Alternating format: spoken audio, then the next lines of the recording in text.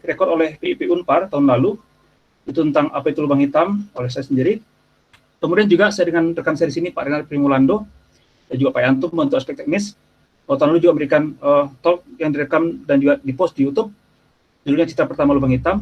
Dan terakhir, dan ini menarik, yang direkam ketika saya memberikan sebuah talk publik di Malang, direkam oleh rekan kolega di Malang, Pak Nugraha, terima kasih. Dan saya berterima kasih untuk kolega fisika di Universitas Negeri Malang, jurusan fisika, untuk menyediakan waktu bagi saya waktu itu dan merekam talk saya. Dan ini juga bisa ditemukan di YouTube. Jadi barangkali talk saya terlalu teknis, hari ini bisa nanti merefer ke video-video dan video yang lain juga. Baik, saya akan langsung ke menu utama, yaitu ini slide teori relativitas 101. Menurut Einstein, gravitasi itu bukanlah gaya, tapi manifestasi kelumpuhan ruang waktu. Nah, sekarang kita bicara ruang waktu, maka kita bicara metrik. Metrik itu apa? Metrik itulah interval ruang waktu. Itu sini kalau saya gambarkan, pada gambar ini ada dua titik dan dihubungkan oleh garis DS di sini. Ini tentu ruang, tapi kita bayangkan juga itulah waktu. Jadi ada interval ruang waktu. Maka panjang DS itu nyatakan dalam metrik ini, di mana di sini saya akan omit tanda somasi karena saya akan mengikuti konvensi somasi Einstein. If you have labels yang sama, maka kita melakukan somasi di sini. Nah, tergantung jumlah mu dan nu, itu tergantung pada jumlah dimensi kita. Misalkan kalau bisa bicara ruang waktu 3 spasial satu waktu, maka 4 dimensi, maka mu run dari 0 sampai 3 misalkan. Contoh misalkan metrik ini kalau saya bicara flat space-time atau Minkowski, saya nyatakan dalam geometri spherical, maka ini bentuk daripada eksplisit pada contoh ds kuadrat ini, yaitu ini menyatakan ruang waktu datar, Minkowski berarti no gravity, flat. Nah, sekarang Anda lihat di sini bisa kita lihat, misalkan saya assign T sebagai X0, R sebagai X1, theta sebagai X2, dan phi sebagai X3. Nah, sekarang sebelum saya masuk dalam persamaan Einstein, beberapa properti atau fitur yang perlu kita pahami. Misalkan di sini ada Riemann tensor, yaitu dinyatakan dalam sebagai turunan terhadap, di sini torka ini sebagai simbol Christoffel, defined by this equation, yaitu turunan daripada G tensor metrik terhadap ruang waktu. Dan ya, di sini berarti kita lihat di sini definisi hanya secara memberikan sense apa itu Riemann tensor, yaitu turunan terhadap ini dan faktor daripada perkalian daripada dua buah isomer simbol. Nah, sekarang kita masuk dalam persamaan Einstein, yaitu yang mendefine gravity, yaitu kelemahan ruang waktu, yaitu kalau kita bicara space time vacuum, maka R minus sebagai Ricci tensor sini, yaitu kontraksi daripada dua buah indeks daripada Riemann tensor, itu harus 0. Nah, persamaan ini menggambarkan ruang waktu yang vakum, kosong, bisa oleh ruang yang datar sama sekali tidak ada gravitasi, misalkan Minkowski ini kosong, akan solve this equation, tapi ini trivial karena it has no gravity. Nah, sekarang kalau kita include gravity, maka harus ada massa di situ. Maka, nah, konon dulu kabarnya ketika Einstein propose persamaan ini, dia mengatakan karena saking sulitnya, karena ini persamaan parsial diferensial orde 2 nonlinear, jadi kita harus mencari kurang lebih 10 fungsi di sini bagi fungsi metrik. Jadi dia mengatakan saking sulitnya ini tidak mungkin bisa dipecahkan secara analitik. Tapi tidak lama berselang, kurang lebih hitungan bulan, seorang matematikawan Jerman, Karl Schwarzschild, dia menemukan solusi eksak, itu kita kenal sebagai solusi Schwarzschild. Nah, ini menggambarkan ruang waktu vakum, kosong, di luar sebuah massa, bermassa M di sini. Jadi, Anda bayangkan ruang waktu alam semesta kita kosong, sebuah benda titik bermassa M, dan metrik ini menggambarkan ruang waktu di luar pada benda tersebut, bukan di dalamnya, di luarnya. Oke? Nah, di sini perhatikan kalau saya set massa saya menuju 0, maka dia reduce to ini, Minkowski. Dan sekarang kalau saya jauh daripada massa itu, kalau saya R set goes to infinity, maka dia juga reduce ke Minkowski. Artinya, at infinity, I feel no gravity. Itu makna daripada asymptotik tersebut, dan kita kenal istilah tersebut saat metrik ini reduce ke Minkowski pada limit R menuju tak hingga, itu sebagai namanya asymptotically flat. Oke, good. Nah, sekarang kita masuk dalam sistem yang lebih kompleks, yang dikenal sebagai sistem Einstein-Maxwell atau elektrovakum, tadi itu vakum. Nah, sekarang lebih kompleks. Di samping daripada metrik tensor G mu, kita punya medan vektor E mu. Nah, sekarang persamaan saya, kalau tadi kita di vakum, kita punya persamaan saya R minus 0, maka saat muncul medan lain selain gravitasi di ruang itu, maka di sini dinyatakan dalam tensor energi momentum, jadi kapas menjadi konstanta. Nah, sekarang saya bicara ruang waktu saya itu berisi, misalkan radiasi elektromagnetik, maka medan ruang waktu saya di luar massa itu akan diisi oleh medan elektromagnetik, yaitu kita nyatakan sebagai vektor potensial mu di sini. Nah, bagi kita yang pernah mengambil kuliah listrik magnet, mu inilah komponen daripada ruang empat vektor, di mana A, X, A, Y, Z misalkan saya nyatakan sebagai ruang Cartesian, maka itu yang berkaitan dengan B, misalkan kalau dalam ruang flat, jadi B adalah kalau daripada A, dan di sini ada komponen skalarnya. Nah, kemudian mu ini kalau saya nyatakan sebagai dalam tensor F mu, ini memberikan kita, kalau misalkan ruang datar itu komponennya, komponen medan listrik dan medan magnet, itu defined by this equation, itu non parsial. Kemudian dari field strength tensor F mu ini kita bisa construct namanya tensor momentum T mu dalam ungkapan ini. Ini perkalian alfa beta kontraksi mu sama di sini dan seterusnya. Nah, properti menarik daripada T mu inilah dia traceless. Oke, jadi kalau saya naikkan indeks nu ke atas menjadi mu, misalkan trace-nya maka dia 0. Dan setelah lagi saya lupa nyatakan sini dia juga memiliki kalau saya tinjau misalkan source free, maka del nabla mu T mu itu harus 0. Sorry, itu di sini ya, nabla mu F mu itu 0 kalau saya bicara source free. Nah, sekarang job saya adalah mencari solusi untuk metrik G mu dan mu yang solve this equation. It's not easy. Dan itu bukan, saya langsung masuk ke dalam solusi yang lebih kompleks, yaitu menyatakan kalau kita punya massa dan dia berotasi, ada angular momentum dan juga membawa muatan Q, maka ruang waktu di luar pada objek tersebut dinyatakan dalam metrik Kerr-Newman. Oke, Kerr-Newman ini line elemennya, metriknya, di mana sini A adalah parameter rotasi, yaitu angular momentum J dibagi M, ya, dan M itulah massa dan Q adalah muatan listrik monopol daripada yang dimiliki benda ini. Nah, sekarang ini sebenarnya lebih pada black hole matematik, karena very unlikely kalau sebuah massa itu bisa mengconfine muatan cukup besar, karena materi di luar lubang hitam itu tends to neutralize the black hole. Tapi secara matematik kita bisa katakan bahwa black hole bisa contain muatan Q, oleh karena itu dan karena sebuah bintang atau objek-objek yang akhirnya kolaps di lubang hitam, dan menurut teori Einstein-Maxwell, at most dia akan membawa atau bisa dipelajari dengan properti dia punya massa berapa, rotasinya A-nya berapa, dan muatan listriknya Q berapa. Sehingga di situ kita kenal ada istilah no-hair theorem for black hole, karena apapun konfigurasi awal black hole tersebut, mau dari bintang seperti apa seperti apa materinya, tapi pada akhirnya dia hanya bisa dikategorize dengan massa Q dan angular momentum, maka dia tanda kutip botak, dia punya rambut. Very good. Nah, sekarang saya akan masuk dalam sistem kalau kita tinjau cosmological constant. Nah, teorinya seperti ini. Saat itu Einstein berpikir kalau pada akhirnya eventually my theory has to describe universe, maka dia harus bisa menjelaskan bagaimana gravitasi materi, karena alam semesta kita kan nggak kosong. Oleh karena itu, dalam persamaannya dia harus masukkan distribusi materi energi yang terkait. Misalkan sederhana bisa dibayangkan misalkan distribusi massa statik dan seragam misalkan.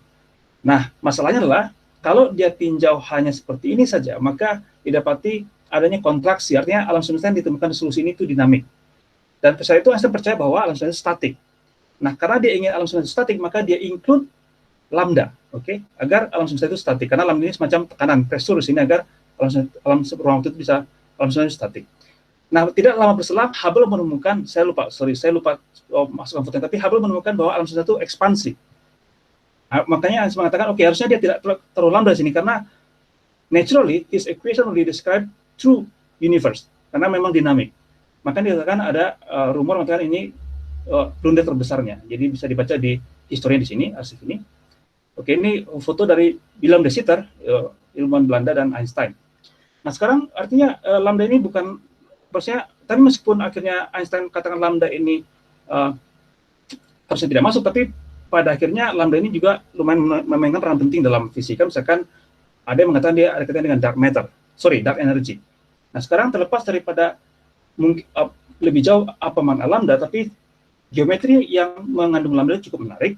Dan ini kalau misalkan kita ingat revolusi string tahun 97-98, EDCFT itu menginclude atau mengincorporate ruang waktu yang ini.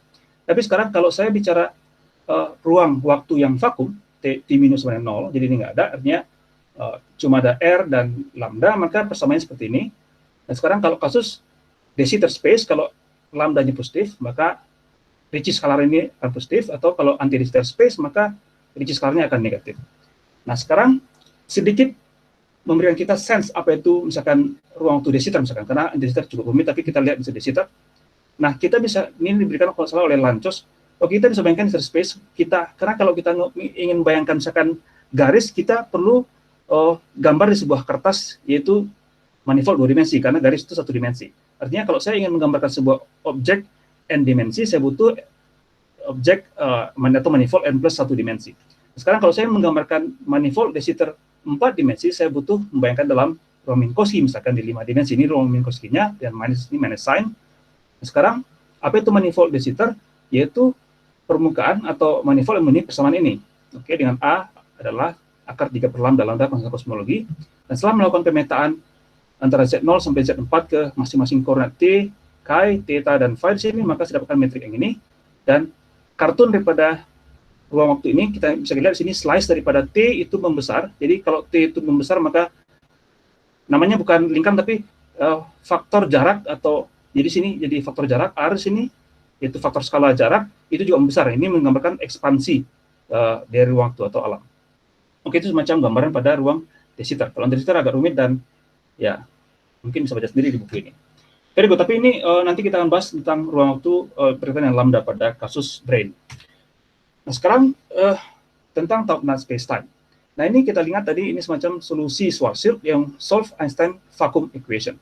Nah, sekarang permasalahannya, apakah kita bisa dapatkan ruang waktu yang lebih umum dibanding ini, atau yang kita bisa include parameter lain selain massa di sini yang juga solve this equation tapi bukan berputar. Jadi kalau kita tahu Kerr dia memenuhi persamaan ini, tapi kan itu berputar. Sekarang statik. Nah, itu yang ditemukan oleh Taup NUT, soalnya ini akronim dari 3 nama orang, itu Newman, Unti, Tamburino. Ini bentuk metriknya, di mana fungsi H di sini itu dinyatakan sebagai ini. Jadi M ini tetap massa daripada Schwarzschild, dan L ini parameter Knot namanya. Oke, tapi masalahnya sekarang Taup-Knot space-time ini tidak asymptotically flat. Jadi berbeda secara topologi dengan dengan Schwarzschild. Oke, tapi dia solve this equation, artinya perhaps ada aspek fisik yang berkaitan dengan ini, karena ya terlalu sayang kalau solusi eksak tapi nggak ada fisikanya. Tapi mungkin sekarang kita belum temukan, mungkin sama sekali tidak ada relevansinya, mungkin, atau mungkin memang atau mungkin ada. Tapi kita lihat space-time ini memiliki beberapa penyakit. Misalkan dia memiliki namanya conic singularity. Artinya kalau saya pergi ke pole di sini, maka saya 1 kali cycle. Kalau di ruang waktu Schwarzschild itu 2pi, 1 kali putaran di koordinat phi. Oke, di sini Anda berputar itu 2pi. Ternyata kalau untuk Taup-Knot space-time itu tidak lagi 2pi. Oke. Nah, itu namanya conic singularity. Yang kedua itu namanya istilahnya closed time-like curve. Nah, karena tadi saya gunakan di sini, saya di sini gunakan notasi space-time adalah minus plus plus plus mostly plus, maka kalau time-like itu kalau dia negatif, kalau space-like itu positif. Nah, sekarang kita lihat di sini, kalau saya set R, theta, dan time saya itu fix, maka dt0, dr0, dan dθ0, maka d phi square-nya tidak 0, maka itu memberikan kita komponen g phi phi. Nah, itu kalau g phi phi itu negatif, maka kita dapatkan namanya time-like curve. Oke, dan itu kita dapatkan kalau H ini lebih besar pada 0 dan cos theta bernilai ini, maka nilai ini akan bernilai negatif, artinya menjadi time-like. Dan kenapa dia close? Karena phi saya itu periodik. Karena phi saya bernilai dari 0 sampai 2pi dia periodik, maka kita temukan sini close time-like curve. Ini terkadang yang menginspirasi pembuat film-film atau cerita novel science fiction dengan mesin waktu. Tapi ini datang dari somehow sekarang yang kita anggap space-time yang sakit. Mungkin this space-time doesn't exist, tapi ya kita nggak tahu.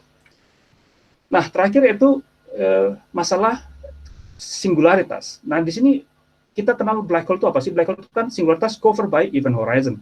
Nah, kita lihat kalau misalkan saya hitung, atau bisa kita bisa hitung namanya Kretschmann scalar, karena scalar berarti ini invariant under any coordinates, jadi tidak bisa diubah kalau singular.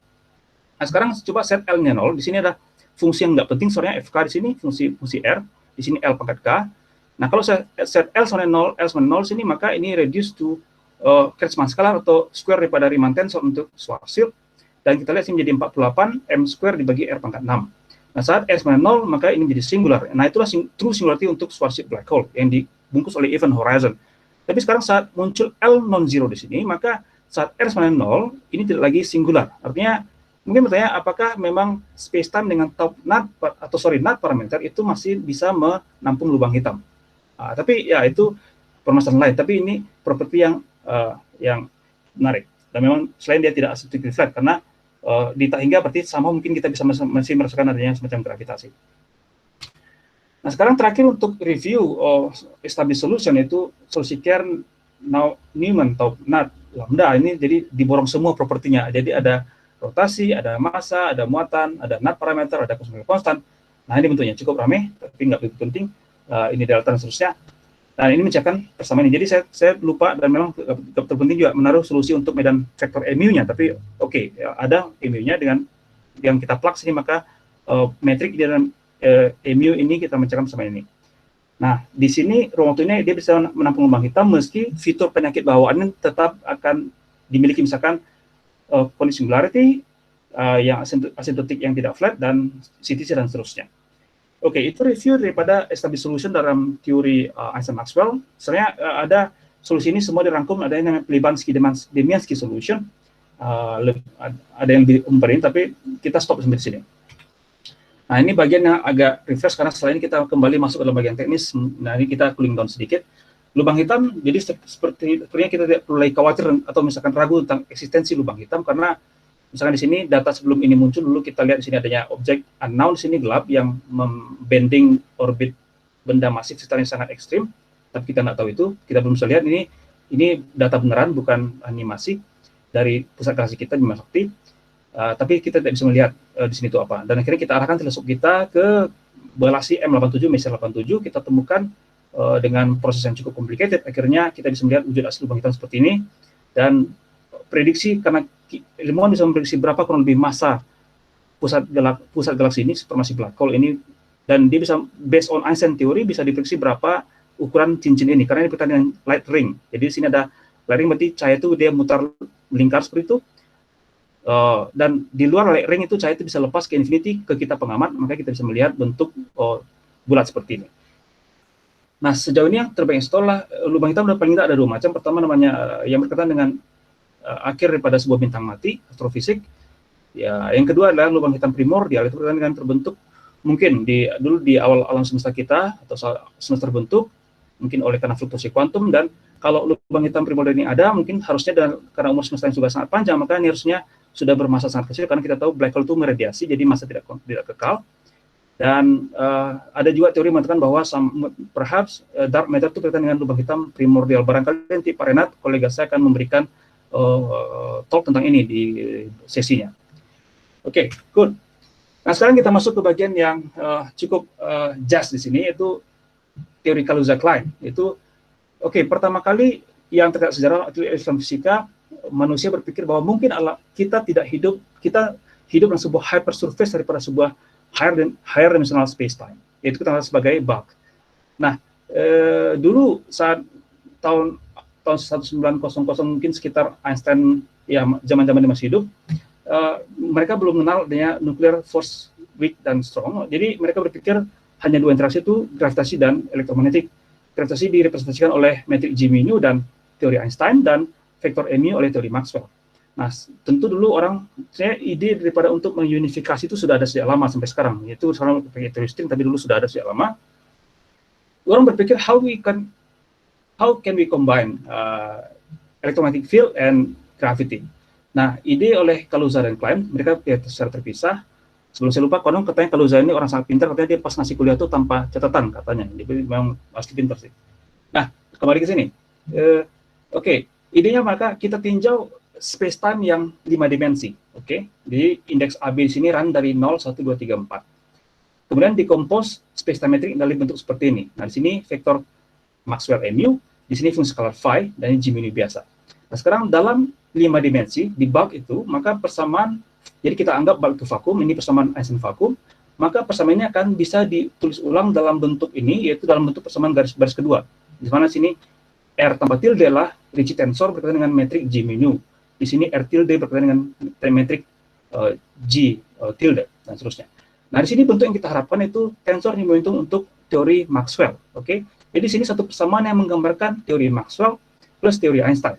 Nah, di sini ada ekstra di sini, tapi ya kita bisa katakan mungkin ini ekstra bonus semacam, tapi Akhirnya kita bisa menggabungkan teori Einstein dan Maxwell dalam sebuah pandangan, yaitu kalau kita pandang alam semesta kita ternyata hypersurface daripada dalam sebuah bab berdimensi 5. Nah, itu terkenalnya kompaktivitas, karena kita tidak amati ekstra dimensi ini. Mereka katakan bahwa itu terkompaktifikasi dalam sebuah manifold yang kompak dan ukuran sangat kecil, maka misalkan semacam silinder menjadi sebuah tali. Nah, ini gambarannya, artinya teori baris kedua ini adalah teori yang efektif dalam manifold M. Aslinya adalah manifold M cross C, di mana C adalah semacam compact manifold. Nah, ini semacam kartun yang menggambarkan gambar ini. Ini ada di buku Brian Greene, Elegant Universe.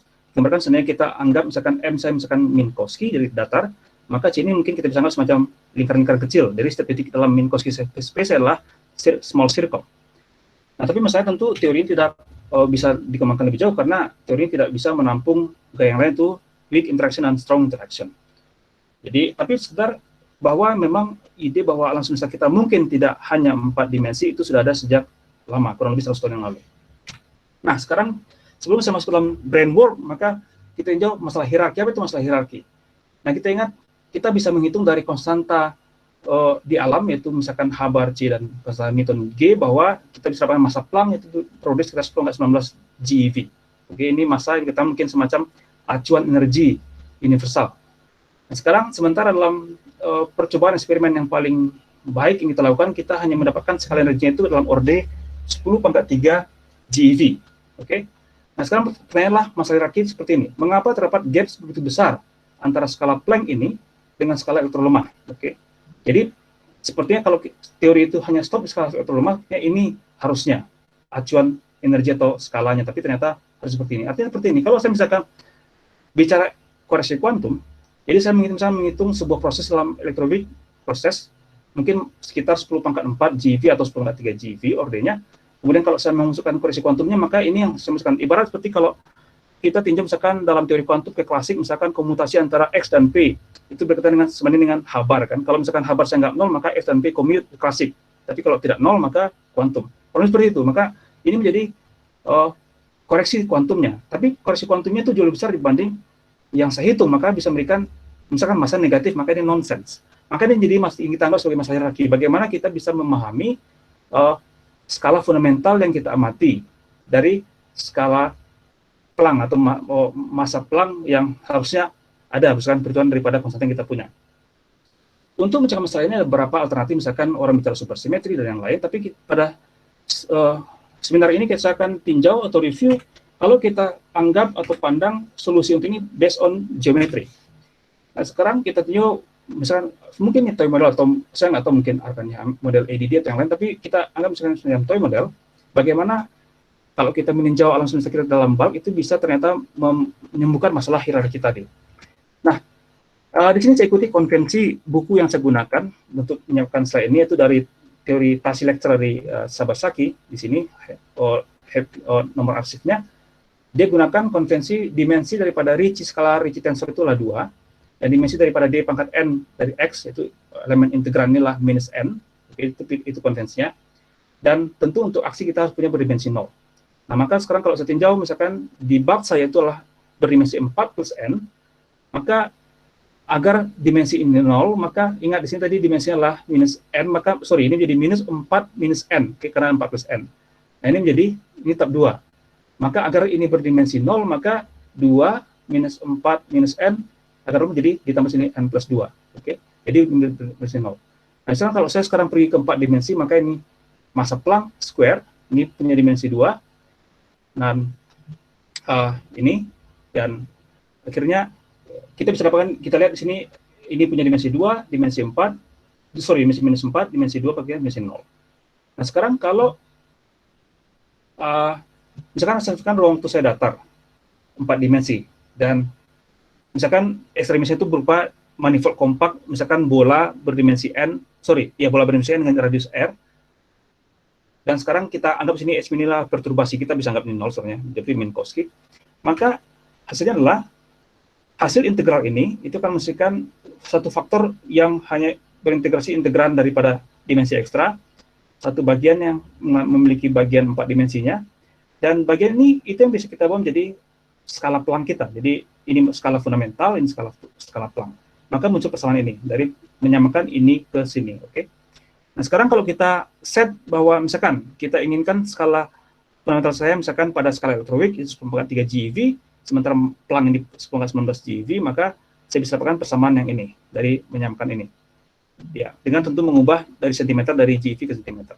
Nah, sekarang kita lihat di sini, kalau saya pilih misalkan dimensi ekstra saya itu 1, maka saya butuh dimensi ekstra saya itu berjari-jari sebesar ini. Itu nggak mungkin, karena ini bahkan lebih besar dibanding jarak matahari ke bumi. Nonsense. Nah, sekarang kalau 2, maksudnya tentu dari teori ini ya, kalau teori yang lain tentu beda lagi. Kalau misalkan dimensinya 2, ekstra dimensinya, maka ini kurang lebih 2 mm. Nah, sekarang kalau 3, nah ini juga terlalu besar, tapi udah mulai kecil. Nah, sekarang kalau 3, maka ini sudah mulai oke. Ini mungkin susah kita. Bisa orang katakan, mungkin dimensi ekstra kita punya ada 3, tapi susah mengamatinya gitu. Nah, itu kadang orang teori kan suka gitu, bersembunyi dari kesulitan untuk memverifikasi prediksinya. Oke, termasuk saya mungkin. Oke, jadi ini contoh bagaimana brand world skenario itu bisa mengatasi permasalahan hierarki. Good. Sekarang kita masuk ke bagian tanggal syndrome. In particular second tanggal syndrome. Nah, kalau tadi dia modelnya bisa membayangkan bahwa ini misalkan apa namanya flat atau tapi sini terpisah factorize jadi bola, tapi sini kita misalkan warp faktor. Jadi sini ada faktor warp di mana ini adalah y, oke. Dan ini kita lihat exponential decay dia, makanya namanya warp. Nah, saya bahkan bisa modifikasi ungkapan ini kalau menyatakan y dalam y faktor dalam z, maka bisa menyatakan seperti ini. Jadi nyatakan y dalam z sedemikian agar jadi seperti ini. Jadi ini faktor konformalnya. Nah, sekarang model Reynolds 2 dia membayangkan bahwa dalam di bulk itu bukan datar tapi bukan vakum, tapi maksudnya vakum tapi ADS 5. Ini bentuk aksinya. Oke. Nah, ini bentuk aksinya. Nah, lihat benar ya. Jadi kalau ini punya dimensi minus n, ini 3, ini 2 berarti 0 ya. Berarti sini dimensi lambda ini adalah berarti 5. Nah, sekarang terkait masalah hierarki, bagaimana model ini bisa memecahkan masalah hierarki? Sama saja, yaitu dengan memfaktorisasi integral dimensi ekstra dengan ini faktor warpnya. Oke, kasarnya lah saya tidak terlalu detail, tapi idenya adalah sama seperti tadi. Misal kalau saya bisa dapatkan massa Planck ke massa set scale yang saya amati, itu bisa kita adjust dengan men-set berapa fungsi ini dan batas integralnya. Jadi kita bisa memecahkan masalah hierarki dengan geometri. Nah, ini Lisa Randall. Jadi kalau ada di sini ibu-ibu atau juga adik-adik para peneliti wanita, ini bisa jadi role model karena dia luar biasa nih. Kalau nggak salah dia profesor fisika wanita pertama di MIT kalau nggak salah. Ini koleganya Raman Chandra. Sekarang di Maryland. Kalau saya ini sekarang di Harvard. Nah, kalau ini betul-betul teori alam semesta tentu harus ada gravitasi dong, karena gravitasi kita amati.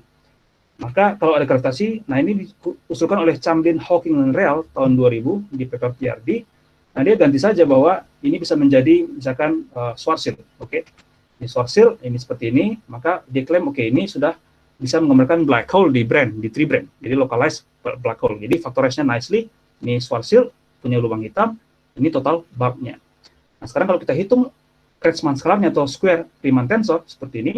Nah, ini masalah di sini bahwa singularitas R sama 0 ini dibawa ke Y manapun. Jadi Y1, Y2 ini ke bawah semua. Makanya kita kenal sebagai namanya black string. Oke.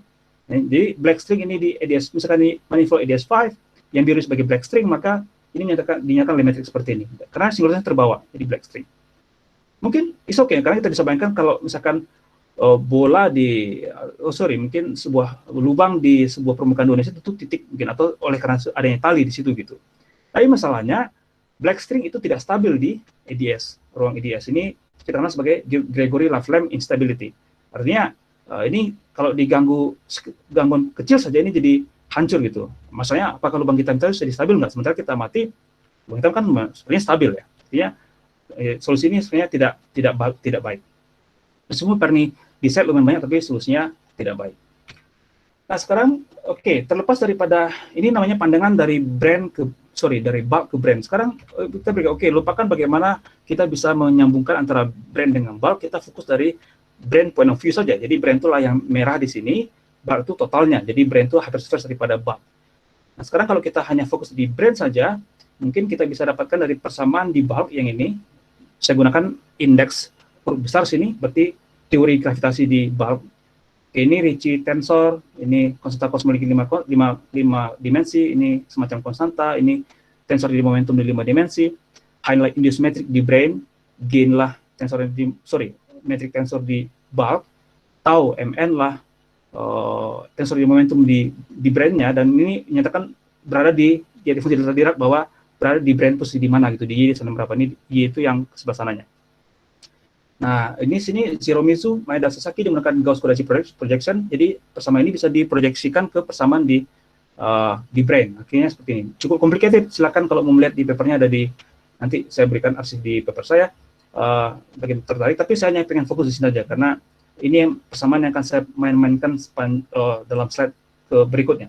Nah, ini fokusnya di sini, inilah persamaan efektif gravitasi Einstein di brain, kalau kita adopt model Randall syndrome 2 based on persamaan ini. Nah, apa saja barang-barang yang ada? Seperti biasa ini Einstein tensor, ini konstanta kosmologi 4 dimensi, tensor di momentum, ya ini yang semua di atas, konstanta terkait dimensi 5. Nah, ini yang baru, fitur baru sini, S minu, inilah square daripada tensor di momentum. Jadi kalau saya assign tensor momentum sebagai milik Maxwell, maka ini bentuk S minunya. Ini trace pada S minu. Dan ini yang baru juga, ini adalah proyeksi while tensor di 5 dimensi ke tribrain. Dinyatakan dalam persamaan ini. Jadi ini CKLMN while tensor, N adalah vektor yang normal terhadap brain, dan E lag ini didefinisikan seperti ini. Jadi ya kita bisa lihat. Nah, yang menarik daripada E minu adalah dia traceless. Jadi dia memiliki properti yang sama dengan tensor di momentum minu sini. Oke. Nah, di sini penting ingat bahwa sini E minu harus traceless, jadi sama seperti minu. Nah, sekarang solusinya apa saja? Sekarang dipropose pertama kali oleh Dadih, Martens, Papadopoulos, dan Rezania. Seperti ini. Nah, bagi Bapak Ibu yang familiar dengan teori gravitasi ini kan sederhana metrik Renström ya. Kenapa bisa? Karena memang tensor momentum untuk Renström kan memang traceless. Jadi wajar saja mereka katakan ini solve this equation. Tapi bedanya kalau Renström Q square selalu positif, ini beda dan negatif. Jadi ada fitur baru di situ. Dan ini juga memberikan koreksi terhadap hukum gravitasi Newton. Oke. Nah, sekarang solusi berikutnya saya agak cepat sini karena penting Nah, sekarang kalau saya bayangkan di brain saya di gambar seperti ini itu bisa melokalisasi medan elektromagnetik. Nah, sekarang kalau seperti itu maka T minus saya ini tidak lagi 0 dan S minus juga berarti nggak 0. Nah, di sini didapatkan oleh Chamberlain, Real, Shinkachi, Romizu. Dia solusinya sini pecahkan. Nanti kita lihat bagaimana cara elegan mencarinya, tapi sekarang kita copy paste saja papernya. Jadi di sini ada tulisan trace ini, sebenarnya trace itu, maka didapatkan persamaan ini untuk fungsi U. Fungsi ini dia menganggap bahwa line element daripada black hole itu di sini harus diagonal mirip Renström. Oke. Nah, ini bentuk daripada tebakan mereka untuk vektor potensialnya. Dan ini terkait tensor momentum. Nah, di sini koreksinya lihat ada muncul tidal charge ini beta dan L. Jadi kalau saya set L tadi semacam radius ADS di 5 dimensi berkaitan dengan itu. Jadi kalau L0, beta 0 dia reduce to Renström. Jadi efek bulknya itu muncul di L dan beta di sini. Nah, sekarang kalau lubang hitam berputar gimana? Nah, kalau lubang hitam berputar tapi vakum kan berarti T minunya kan 0. Berarti kita sini punya persamaannya, ini ada yang lain itu 0. Jadi nggak ada lambda juga, makanya persamaannya sudah menjadi seperti ini. Nah, ini akan saya gunakan trik di paper saya bahwa digunakan Kersel-Ansatz. Apa itu Kersel-Ansatz? Jadi ini juga sangat menarik. Kalau H ini 0, persamaan ini sudah memecahkan persamaan vakum Einstein misalkan. Nah, sekarang, S1 0. Sebenarnya ini bentuk massless Kerr. Jadi di sini ada A, dan dulu konon kabarnya Kerr ketika menderive persamaannya, solusinya, digunakan ansatz ini. Nah, sekarang dari persamaan dari kondisi Hamiltonian, jadi kalau saya ambil trace yang ini, karena ingat ini traceless, ini trace-nya kan ada R ya, Ricci scalar, maka kalau saya plug metrik ini ke Ricci scalar ini, maka dapat persamaan ini. Nah, sekarang asumsi saya bahwa hasil sekarang fungsi terhadap misalkan R dan theta, maka solusi yang mudah misalkan sudah dituliskan seperti ini, misalkan didapat seperti ini, di mana beta sebagai tidal parameter. Oke. Dan lain elemennya seperti ini. Nah, ini mirip seperti apa? Ini mirip seperti Kerr-Newman, beta sebagai Q square. Dan memang kalau ini Kerr-Newman, maka memang itu berkaitan dengan persamaan seperti ini dengan E minu ganti T minu. Dan itu lagi-lagi traceless. Oke, very good. Nah, sekarang kalau solusi berputar di theory brane, tapi sekarang juga ada muatan juga. Nah, ini lebih complicated. Jadi dia asumsikan bahwa bentuk vektor potensi seperti ini, tetap juga menggunakan ansatz ini, gunakan sekarang kondisi Hamiltonnya tidak lagi 0, tadi 0 ya. Oke, tadi 0, sekarang tidak lagi 0 karena ada vektor A di sini, maka dapat bersama ini, dan solusinya ini. Nah, saya tidak akan detail bentuk yang berlinkage-nya karena nggak penting, tapi sini ada masalah. Masalahnya adalah sekarang di sini, kalau saya pergi ke ekuatorial, berarti theta sama dengan pi per 2, ini bernilai 0, jadi blows up singular dia. Jadi space-time-nya tidak well defined di ekuatorial. Dan saya sudah pernah mengoprek ini dan belum ketemu, dan barangkali nanti kalau ada di sini rekan-rekan Bapak Ibu mungkin yang tertarik, silakan telah lebih jauh, mungkin ketemu bentuk yang lebih nice gitu, karena saya tidak mengerti bagaimana ruang waktu yang tidak sehat di equatorial plane-nya. Tapi ya sejauh ini solusi yang bisa kita lihat. Nah sekarang, oke, ini yang juga di literatur, kalau di brane-nya itu berupa EDS dan juga memiliki logika berputar, maka diberikan oleh Neves Molina. Ya, kalau misalkan vakum, maka tentu T min-nya 0, 0, maka sama ini solusinya. Dan ingat, kalau sampai kondisi Hamiltonian, trace-nya ini jadi ini trace-nya 0, dari sini dapat R, dari sini dapat lambda, dan dapat sama ini. Lagi-lagi dia gunakan juga ansatz Kersil, dan ini bagian yang tidak ada halnya, jadi dia di sini mencari fungsi H, karena dia nanti kalau masukkan persamaan ini, mencari fungsi H-nya. Nah, ini H-nya, jadi setelah masukkan persamaan ini, maka ketemu H. Nah, persamaan ini mirip seperti tadi yang sebelumnya. Mungkin yang slide sebelumnya ke yang ini. Oke, sama persis persamaannya. Mungkin sekedar untuk men-set, karena Feynman tadi saya gunakan gambarnya, saya gunakan juga quote dia bahwa the same equation have the same solution. Jadi memang kalau persamaan sama, tentu solusinya akan sama. Nah, beda sini kita sebagai tadal parameter. Oke, very good. Nah, sekarang yang pekerjaan saya. Lumayan juga. Nah, dia ada di arsip di bulan lalu. Saya bilang gini, oke, saya sudah baca beberapa paper ini, jadi ada yang EDS, ada yang punya muatan, ada yang berputar, dan seterusnya. Karena bayangkan bagaimana kalau semua itu saya rangkum dan juga saya tambahkan NAT parameter, just that simple. Oke. Nah, masalahnya tentu di pembuktian, bisa nggak ketemu solusi metriknya gitu. Ya, ini urusan dapur sebenarnya, tapi oke, saya bisa temukan, dan ini bentuknya, artinya saya bisa klaim bahwa dengan melakukan trik yang sama, yaitu Kersil ansatz dan Hamiltonian constraint, maka saya dapatkan fungsi H terkait. Lagi-lagi masalah bawaannya terbawa, yaitu kalau di sini X dan N itu 0, lagi-lagi dia singular. Artinya kalau N saya set sama 0, jadi N ini NAT parameter, dan di ekuator X sama dengan 0, maka lagi-lagi singular. Ya sudah, saya nggak tahu, ya, tapi sejauh ini itu yang saya dapatkan. Nah, sekarang saya ingin bahas sedikit aspek fisik daripada ruang tersebut, yaitu gerakan geodesik benda. Biasa kalau kita jauh partikel klasik, maka kita start dari persamaan Hamilton-Jacobi, di mana di sini A adalah aksi klasik.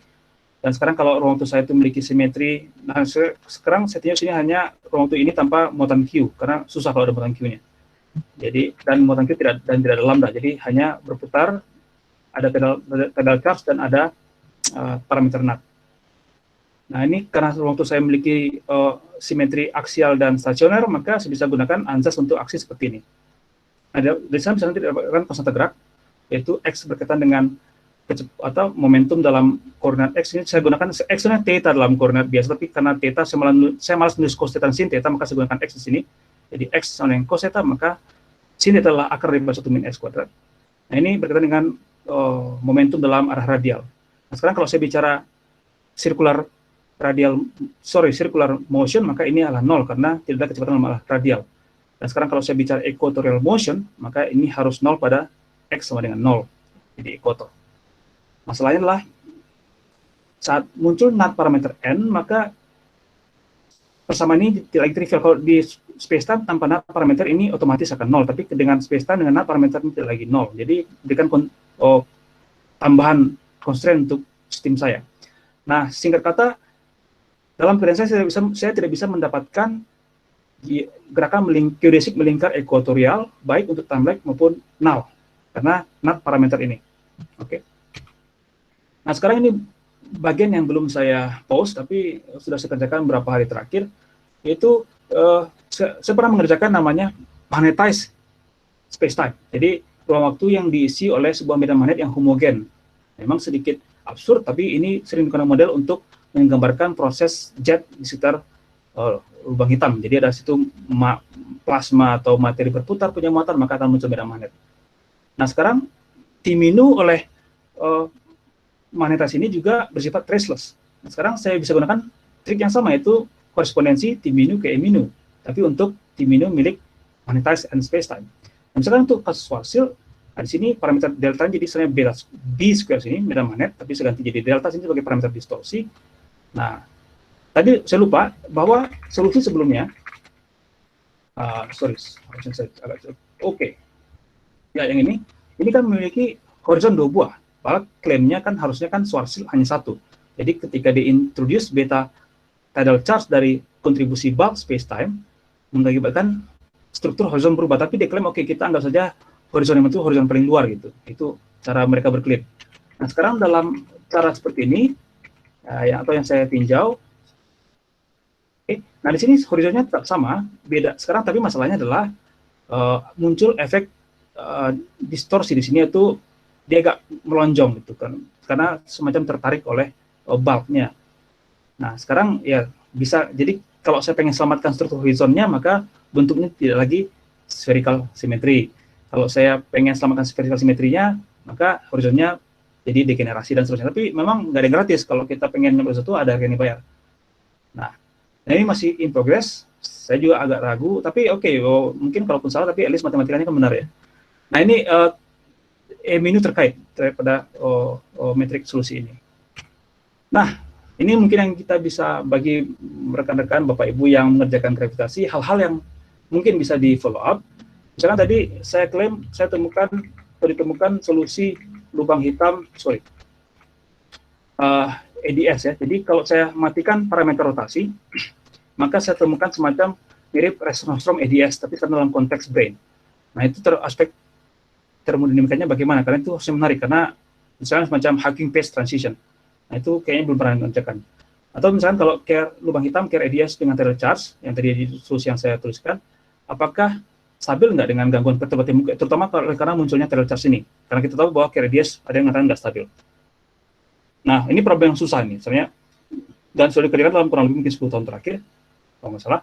Bagaimana kita misalkan lubang hitam yang terlokalize, tapi clean derivation daripada bulk spacetime to brane metriknya. Nah, ini belum tersedia di pasaran. Nah, ini mungkin tapi susah. Sebenarnya banyak orang ngerjakan tapi belum ketemu. Oke, holografi terkait dengan lubang hitam dalam 3-brane EDS. Jadi ada orang yang misalkan holografi superkonduktor dan seterusnya. Nah, ini juga menarik nih kalau ada yang mengerjakan. Bagaimana kalau simetrik itu dua massa yang bergerak menjauhi oleh karena adanya strut atau singularitas, dan bagaimana kalau dia punya muatan atau berputar, atau bahkan dia kalau dalam ruang EDS. Nah, ini kayaknya belum ada yang ngerjakan. Silakan kalau ada yang mau, atau nanti kalau saya keburu ngerjain berarti ketinggalan. Nah, ini yang saya lakukan dengan rekan senior saya di Unpad dengan Dr. Paulus Yang, bagaimana kita bisa merusak lubang hitam brane world, baik yang bermuatan maupun yang berputar. Nah, saya nggak konsisten memang karena saya bicara lubang hitam, tapi sekarang saya rusak. Oke, itu talk saya yang bisa berikan pada sore hari ini. Terima kasih sudah tertarik dan menyaksikan. Terima kasih kepada Unpar, Ketua FTIS dan jurusan Fisika dan yang lain. Oke, itu dari saya. Mungkin ada pertanyaan kalau ada.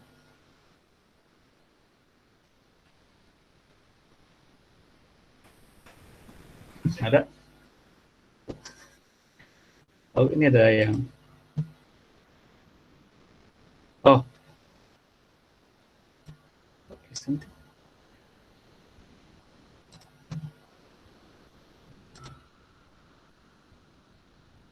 Mungkin Pak Moderator bisa membantu. Renat. Oke, terima kasih atas presentasi yang sangat baik. Mungkin jika ada yang ingin ada pertanyaan, silahkan melalui chat atau menggunakan fitur chat atau bisa meng-unmute.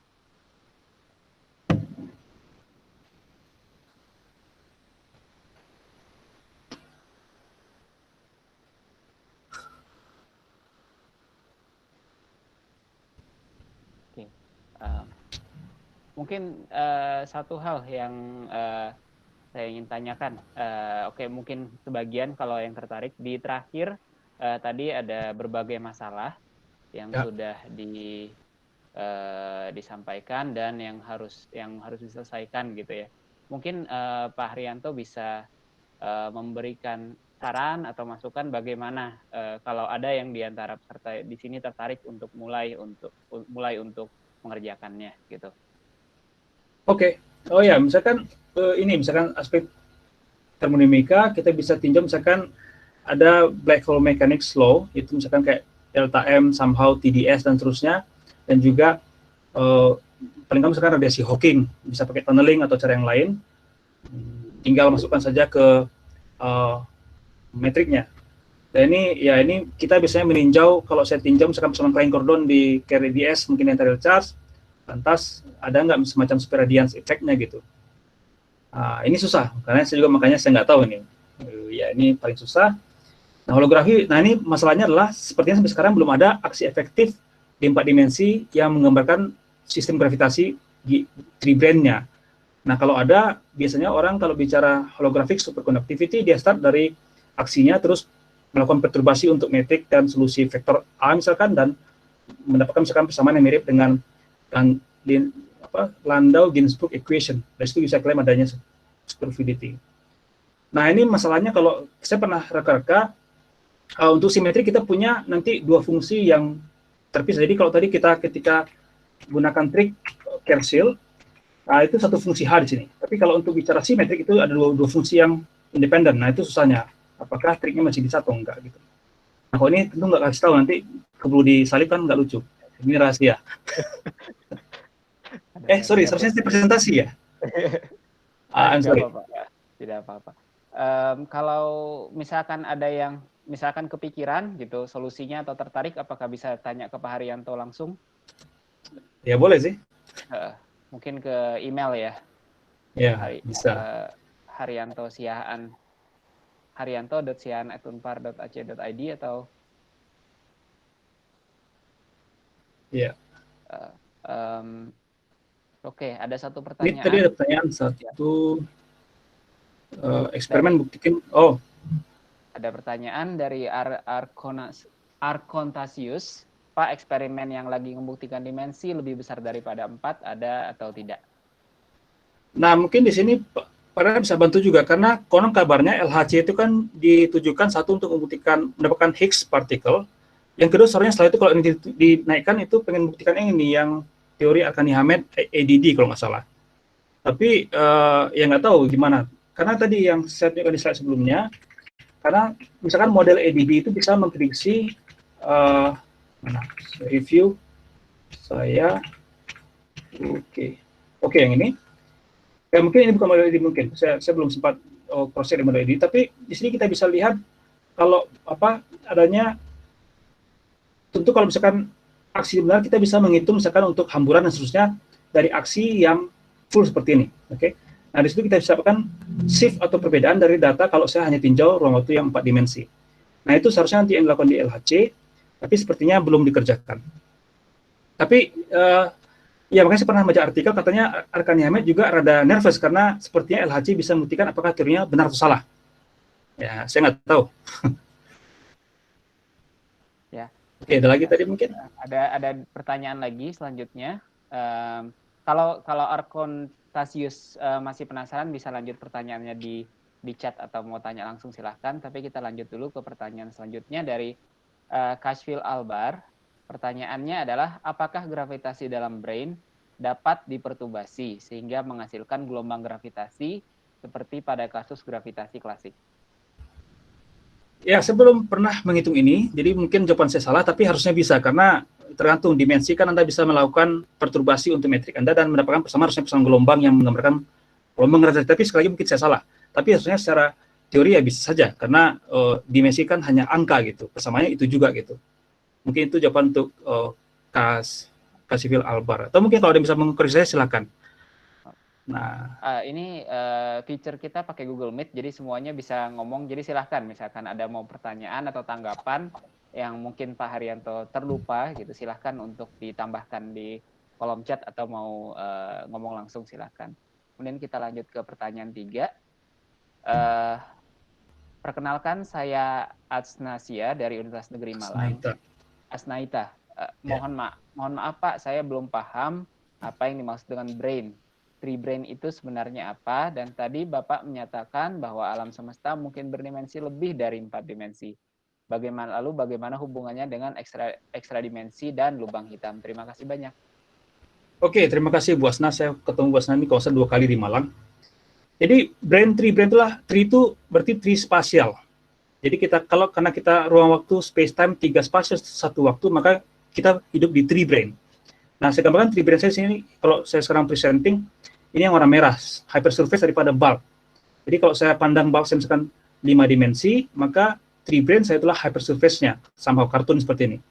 Jadi karena memang kita amati ruang waktu kita 3+1, maka kita hidup dalam tree brain. Jadi saya tree brain ini terinspirasi dari namanya pre-brain dalam teori string. Jadi P itu dimensinya untuk spasial. Nah sekarang ya mungkin saja karena sepertinya yang menafikan atau yang mengatakan tidak di higher dimension juga nggak ada gitu. Jadi sejauh ini orang masih bisa ngomong sepertinya ada, dan bahkan motivasinya bahkan dari Kaluza Klein di awal. Jadi ide itu sudah ada. Nah makanya kalau misalkan efek geodesik daripada, oke gini aja, misalkan kalau efek brain ini ada, misalkan kalau benar, tentu kita bisa start dari persamaan,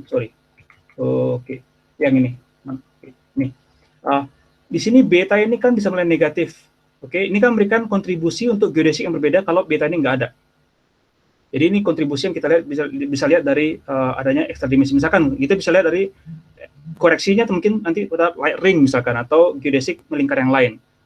Atau ya paling gampang misalkan cincin cahaya yang kita amati di gambar lubang hitam awal itu kan sepertinya mendukung Einstein, tapi kalau kita mungkin bisa melihat lebih jauh, bisa saja beyond Einstein. Dan ini beyond Einstein ya di sini, misalkan di beta ini. Dan yang lain misalkan tadi kalau misalkan ternyata mungkin kalau di luar gravitasi yang tadi misalkan resolusi untuk hierarki problem itu di luar gravitasi. Tapi kalau kita bicara gravitasi tentu kalau adanya penyimpangan, misalkan perhitungan geodesik based on terhadap hitungan Einstein biasa misalkan. Nah, di situ mungkin teori ini bisa benar. Dan juga tentu, tapi saya lupa di sini adanya koreksi terhadap hukum Newton, tapi saya nggak munculkan di sini. Adanya faktor beta tadi dalam hukum Newton, tapi nggak muncul. Oke, terima kasih Bu Asna. Terima kasih. Apakah saya sudah menjawab? Jadi tree brain itu yang ini gambar yang merah ini. Jadi kita hidup dalam tree brain. Jadi sebenarnya ada ya semacam ini aja. Kalau misalkan kita lihat semut itu kan bisa bergerak jalan di permukaan. Mungkin semut tidak tahu bahwa ternyata ruang itu ada 3 dimensi. Dia nyata mungkin 2 dimensi, karena dia nggak bisa lompat sepertinya semut itu. Oke, mungkin itu. Terima kasih. Topik yang cukup panas untuk menemani sore ini. Ada lagi mungkin silahkan kalau ada pertanyaan, masih ada kesempatan. Harian halo. Ngopi, jadi sudah cukup besar. Yang baik yang susah maupun yang gampang. Kalau ada pertanyaan lagi silahkan. Halo moderator. Oh iya silahkan. Perkenalkan saya Gali dari Unpad. Saya ingin bertanya Pak ke Pak Haryanto. Ya. Saya baru mengenal Bapak juga beberapa waktu belakang. Dan tapi saya mungkin bertanyanya ke yang lebih sederhana Pak, nggak apa-apa? Iya nggak apa. Semoga saya bisa jawab. Yang saya tahu secara sederhana bahwa radiasi Hawking ini dipancarkan oleh lubang hitam karena efek kuantumnya itu. Ya. Ya ada yang masuk dan ada yang dikeluarkan. Ya. Itu apakah secara eksperimen, mungkin menurut Bapak secara eksperimennya bagaimana untuk membuktikan keberadaan si radiasi Hawking ini? Ya. Terus biar sekalian Pak, pertanyaan keduanya, saya kalau misalnya mau mencoba mempelajari tentang TRU ini, kan itu saya melihat tadi sangat banyak sekali persamaan, dan mungkin sebagian besar juga saya masih belum tahu Pak itu persamaannya mengartikan apa. Saya cuma tahu secara sederhananya TRU itu space tells object how to move, object tells space how to shape, cuman tahu itu doang gitu. Jadi mungkin Bapak punya saran atau apa step-stepnya dari awal itu baiknya mempelajari mulai dari apa dulu, itu Pak. Oke. Yang pertama tentang radiasi Hawking. Sebenarnya radiasi Hawking ini adalah sampai sejauh ini masih sebatas matematik, tapi ini kita butuhkan untuk menyelamatkan misalkan hukum termodinamika kedua, karena entropi itu selalu meningkat. Kalau black hole tidak meradiasi, maka konflik dengan itu gitu. Nah, apakah suatu saat kita bisa detect? Maybe, tapi misalkan gini, misalkan kalau kita bisa amati sebuah lubang hitam tunggal selama misalkan beribu-ribu tahun atau misalkan bertahun-tahun cahaya gitu, misalkan kita bisa amati, dan kita tidak biarkan satupun objek yang bisa masuk ke dalamnya, kita kalau bisa amati black hole tersebut makin lama makin menyusut, maka itu satu bentuk tak langsung bahwa memang radiasi shocking itu terjadi karena dia evaporasi. Tapi tentu itu percobaan yang agak absurd, kita harus menunggu sekian lama gitu. Tapi kalau kita taruh detektor, sepertinya radiasi shocking ini sangat kecil, itu kalah dengan radiasi yang lain. Tapi ya mungkin suatu saat kita sangat pintar bisa mendetek radiasi pada spektrum itu saja, mungkin ya bisa terjadi. Tapi sejauh ini belum ada bantahan matematis yang clean yang menafikan radiasi Hawking. Okay? Meskipun radiasi Hawking tersebut juga membawa masalah, yaitu misalkan masalah informasi paradoks informasi. Tapi itu masalah yang lain. Nah, masalah TRU ya susah juga, karena saya juga belajarnya dulu keringatan sih. Tapi tentu startingnya tentu dari special relativity, ya, misalkan bagaimana keinvarianan persamaan Maxwell terhadap transformasi Lorentz misalkan. Dari itu kita lihat bagaimana kita bermain dengan indeks, mu, nu, dan seterusnya, kontraksi dan seterusnya. Nah, setelah itu baru masuk ke dalam persamaan Einstein. Nah, sekarang mungkin dalam level study kita mau nggak mau harus pakai tangan, memang harus keringatan. Tapi pada level kalau kita sudah matang dengan seluk-beluk daripada properti persamaan Einstein, misalkan tensor Riemann, tensor Ricci, dan seterusnya, kita bisa gunakan komputer sebenarnya. Dan jangan alergi dengan komputer, karena terutama dalam hal meneliti gitu. Kalau kita mau ngalahin orang-orang di Amerika sana, misalkan di Jepang sana, dengan by hand, by tangan, itu almost impossible, karena mereka pakai komputer. Jadi, suatu saat kita sudah mengerti betul-betul apa itu hal-hal dalam teori Einstein, misalkan tensor-tensornya, sudah fasih, baru ketika kita melakukan penelitian, mau nggak mau kita harus pakai komputer. Juga untuk meminimalkan kesalahan dan memudahkan pengerjaan. Paling itu yang bisa saya sampaikan. Kalau buku, saya bisa sarankan misalkan buku, sini ada saya punya misalkan Hobson, itu bagus. Hobson atau buku yang lain, Wall agak susah tapi cukup menarik geometrinya. Paling kalau buku yang lengkap, solusinya itu ada di Griffith Podolsky, itu lengkap. Paling itu yang bisa saya berikan masukan. Atau nanti mungkin bisa email saya lebih jauh. Kita nanti bisa chat bagaimana trik dan cara mungkin untuk bisa belajar GR. Saya sendiri juga masih belajar sekarang, masih banyak hal yang belum saya pahami, tapi ya kita bisa sama-sama belajar. Mungkin itu bisa saya jawab. Terima kasih. Silahkan Galih kalau mau. Terima kasih Pak atas jawabannya. Jadi kalau untuk Vismatnya, ya mungkin tadi tensor sama geometri. Ya, matriks juga. Oh ya, matriks. Matriks, ya, persamaan diferensial parsial, transformasi koordinat, apalagi ya. Ya paling itu. Mau saya tambahkan pertanyaan sedikit Pak Haryanto. Kalau Oke, Pak Haryanto keringat dingin belajar GR, tapi kok masih tahan sampai sekarang? Oh, ya itu, karena menyenangkan. Saya taruh foto ini karena sorry, Feynman. Kelamaan Feynman-nya. Paling awal. Oke. Karena Feynman juga idola saya, dia sangat sedang fisika dan matematik gitu. Dan memang kalau kita menyenangi sains, kita memang susah, kadang kita juga stres, ya, kerja sampai tengah malam, dan kadang hitungannya salah, ulang lagi gitu. Tapi ada suatu kesukacitaan ketika kita bisa menemukan sesuatu, regardless itu penting atau enggak, orang lain mau apresiasi atau enggak, who cares? Yang penting kita, I find something new, I'm the first one to know it. That's all. Paling itu, kalau Anda punya feeling itu, maka okay, you are in the right track to do science. Itu aja sih. Oke, terima kasih Pak Haryanto. Galih, kalau ada pertanyaan sepertinya memang harus ada lanjutannya. Kalau seperti ini bisa email Pak Haryanto, ada emailnya di chat haryanto.siaan@unpar.ac.id. Kita lanjut dulu ke pertanyaan selanjutnya. Kalau gitu, ya, ada Andika lagi bertanya, Pak, mungkin nggak dark matter ngumpet di dimensi lebih besar daripada 4, makanya tidak berinteraksi dengan kita, cuma gravitasinya saja yang bocor. Silahkan. Oh, oke. I have no idea. Tadi yang bisa saya jawab tadi mungkin bahwa mungkin yang pernah saya baca sekilas, dan saya juga mungkin salah, mungkin dark matter itu primordial black holes, maybe, but I don't know. Kalau spekulatif seperti ini, apakah dark matter itu ngumpet dimensi yang ekstra? Kita at least bisa, satu hal saya lupa tadi sampaikan bahwa dalam skenario Brand World, selain gravitasi, itu terlokalisasi di brain. Jadi gaya-gaya listrik, gaya nuklir itu di brain saja. Tapi yang bisa merambat berpropagasi ke dimensi ekstra itu gravitasi. Nah, sekarang kalau andaikan ada dark matter nggak tahu bagaimana membayangkan materi. Kalau dark matter itu adalah materi, maka harusnya kan terlokalisasi di brain ya. Itu harusnya pakemnya gitu. Jadi ya saya nggak tahu. Maybe Renat, you have any comments on that? Ada sebetulnya model-model seperti itu. Dan yang sekarang cukup ramai, bukan cukup ramai, mulai agak ramai adalah bagaimana yang terjadi kalau materi gelap cuma berinteraksi dengan gravitasi saja gitu.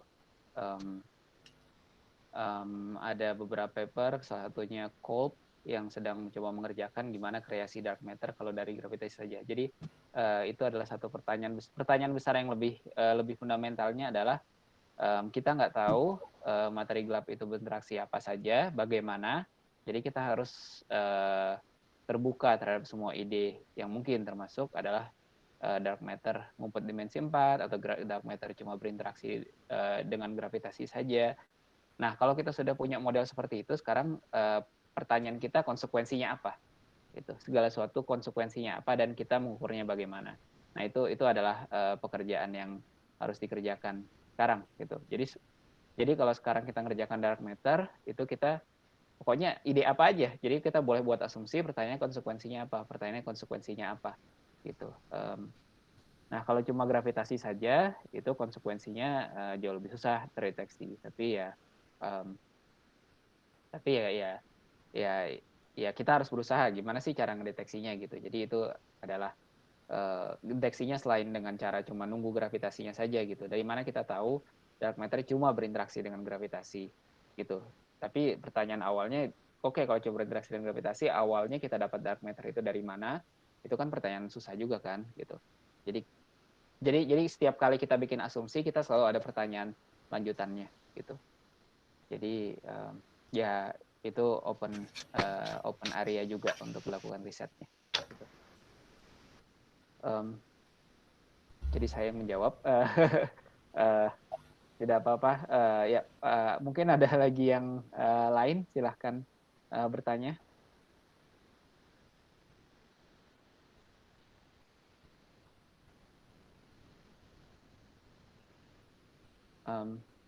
Mungkin sudah cukup ya sepertinya. Kalau itu bisa, kalau misalkan mau lanjut mungkin bisa ke email Pak Haryanto.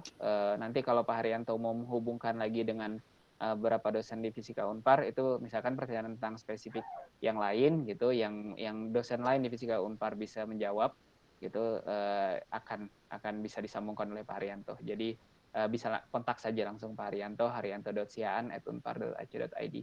Kalau begitu kita tutup saja untuk sesi sore ini. Terima kasih kepada Pak Haryanto sudah memberikan topik yang luar biasa dan segar dari oven, karena baru saja preprintnya baru saja ditaruh di archive sebulan yang lalu. Itu terima kasih juga kepada para peserta sudah setia mendengarkan sampai 1 jam lebih. Semoga webinar ini bermanfaat bagi kita semua. Terima kasih banyak. Baik, terima kasih Pak Renat dan semuanya. Selamat sore.